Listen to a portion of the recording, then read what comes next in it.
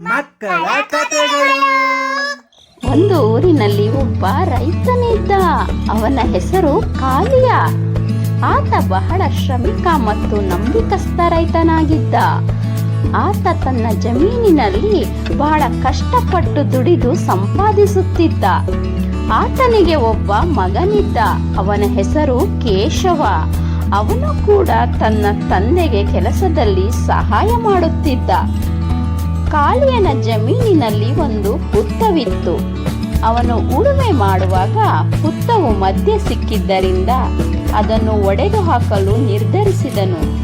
ಅದನ್ನು ಸಂಪೂರ್ಣವಾಗಿ ಒಡೆದು ಹಾಕುತ್ತಿದ್ದಾಗ ಅದರೊಳಗಿನಿಂದ ಒಂದು ದೊಡ್ಡ ಹಾವು ಬಂದಿತ್ತು.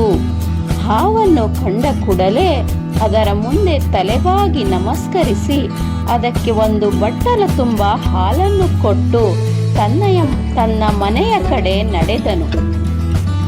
ಮರುದಿನ ಕಾಳಿಯನು ಅಲ್ಲಿಗೆ ಬಂದಾಗ ಆ ತಟ್ಟೆಯಲ್ಲಿ ಒಂದು ಚಿನ್ನದ ನಾಣ್ಯವಿತ್ತು.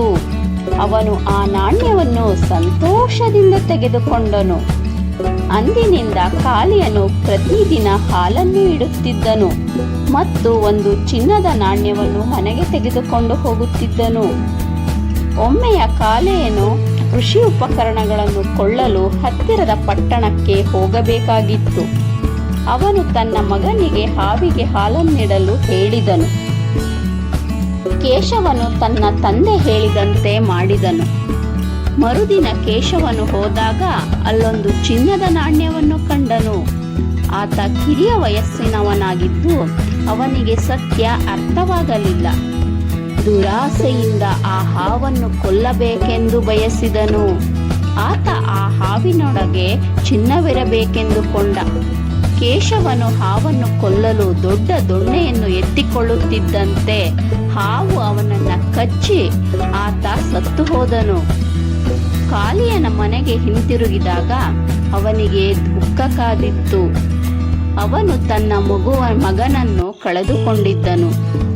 ಅದೇ ಸಮಯಕ್ಕೆ ಹಾವಿನ ಬಗ್ಗೆಯೂ ಪಾಪ ಎನ್ನಿಸಿತು.